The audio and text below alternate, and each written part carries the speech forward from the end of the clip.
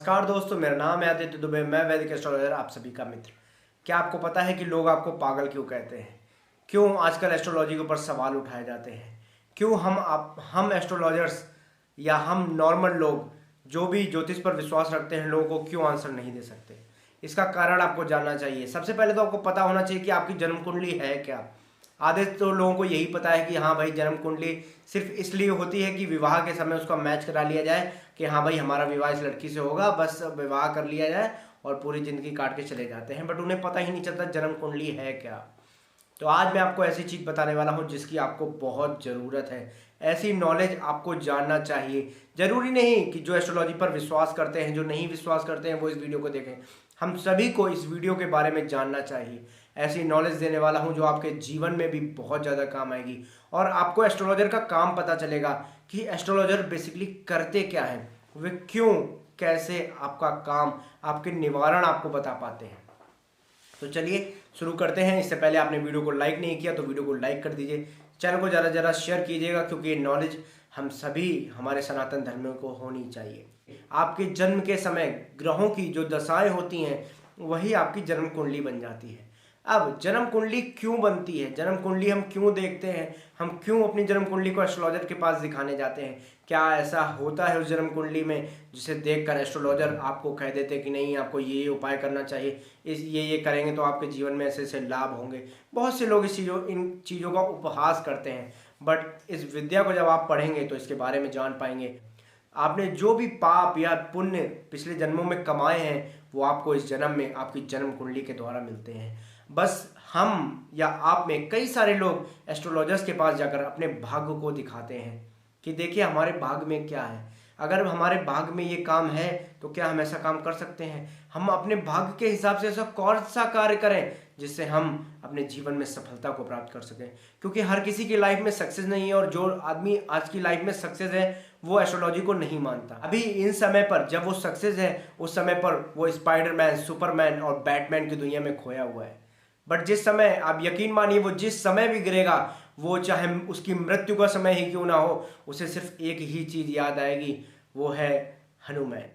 आपको ये बात याद रखनी चाहिए कि सिर्फ आपको अपने प्रभु के चरण में गिर जाना है, क्योंकि आप अंत काल में वहीं आएंगे। इसीलिए किसी भी व्यक्ति के मरने के बाद कहा जाता है कि राम नाम सत्य है, क्योंकि सच में राम का नाम ही सत्य है और आप चाहे जिंदा रहें या मरें, आपको राम का नाम लेना ही है। जन्म कुंडली आपके भाग्य को दर्शाती है। अब जन्म कुंडली के ये जो 12 भाव आपको दिखाई दे रहे हैं, ये सिर्फ 12 भाव, 12 इमोशंस नहीं है। इन इमोशन से हम इस विद्या के अंदर जान सकते हैं कि आपको क्या रोग हो सकता है, क्या आपका प्रोफेशन होना चाहिए आपके भाग्य के अनुसार जिसमें आप ज़्यादा से ज़्यादा अच्छी तरह से सक्सेस हो सकते हैं। क्या ऐसे उपाय करें जो आपका मन बेहतर रहे।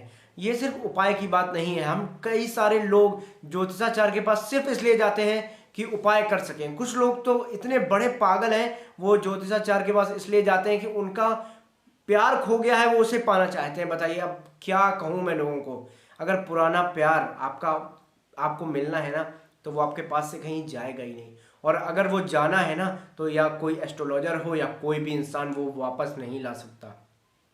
कोई भी एस्ट्रोलॉजर आपको सम्मोहन क्रिया या बहुत सी ऐसे छोटे छोटे उपाय बताकर आपको सम्मोहित कर सकता है। आपका खोया हुआ सम्मान, आपकी खोई हुई इज्जत, आपकी खोई हुई नौकरी कोई भी एस्ट्रोलॉजर आपको नहीं दिला सकता। वो दिलाते हैं आपका कर्म, और जब आप कर्म करते हैं तो आप अपने भाग्य को और प्रबल बनाते हैं। हम एस्ट्रोलॉजर तो सिर्फ भाग्य को पढ़ सकते हैं, हम सिर्फ ग्रहों की स्थितियों को पढ़कर उनका जायजा लेकर सिर्फ आपको बता सकते हैं। आजकल बहुत से एस्ट्रोलॉजर हैं जो अपनी अपनी बातों से आदमी को रिझा रहे हैं। ठीक है, वो एक मार्केटिंग है, वो आपको अपने पास तक बुला रहे हैं, ये एक मार्केटिंग स्किल है। आपको भी पता है, एक छोटा सा आदमी जब कोई भी चीज सेल करने जाता है ना, तो वहां पर कुछ ना कुछ स्किल यूज करनी पड़ती है। उसके लिए आप एस्ट्रोलॉजर को गलत नहीं कह सकते, क्योंकि कोई भी चीज आप सेल करने जाओ, आप सेल्समैन हो, आप कुछ भी काम करते हो, क्योंकि बिना सेल्स के आप कुछ भी नहीं कर सकते। कोई मैन्युफैक्चरर कितना से बड़ा, बड़े से बड़ा मैन्युफैक्चरर है, हमारे कानपुर में आरएसपीएल, घड़ी, अमूल, बहुत से बड़े बड़े ब्रांड हैं, बट उनका अगर दूध सेल ही नहीं होगा तो वो मैन्युफैक्चर करके करेंगे क्या? तो बस यही एस्ट्रोलॉजी का भी काम है, हमें आपको धर्म से जोड़ना है, और धर्म से जोड़ने के लिए हम आपको अलग अलग बातों से सम्मोहित करते हैं। आप अपनी बुद्धि का इस्तेमाल करें, क्योंकि अगर आप बुद्धि का इस्तेमाल नहीं करते तो भगवान ने आपको एक बुद्धि क्यों दी है। आपको पता होना चाहिए कि हमारी बुद्धि, हमारा विवेक ही हमारा भाग्य भी है और हमारा कर्म भी। हमारी बुद्धि हमें भगवान ने इसीलिए दी गई है कि हम अपने कर्म को करते समय, हम अपने भाग्य को देखते समय, हम अपना जो भी कर्म करेंगे उसमें इस बुद्धि का प्रयोग करेंगे। तो जब आप किसी भी एस्ट्रोलॉजर के पास जाते हैं, वो अगर कोई गलत क्रिया या कुछ गलत बताते हैं तो आप वहां पर तर्क नहीं करते, ये आपकी सबसे बड़ी गलती है। जन्म कुंडली आपके भाग्य को बनाती है, आपके भाग्य को दर्शाती है। वहां पर जो ग्रहों की दशाएं होती हैं, हमारी जो हजारों साल पुरानी ज्योतिष विद्या है, उस विद्या से हम उन ग्रहों की चाल को पढ़कर, उनकी प्रवृत्ति को पढ़कर कि वो क्या कहना चाह रहे हैं आपके भाग्य के बारे में, ये आपको पता चलता है आपकी जन्म कुंडली से।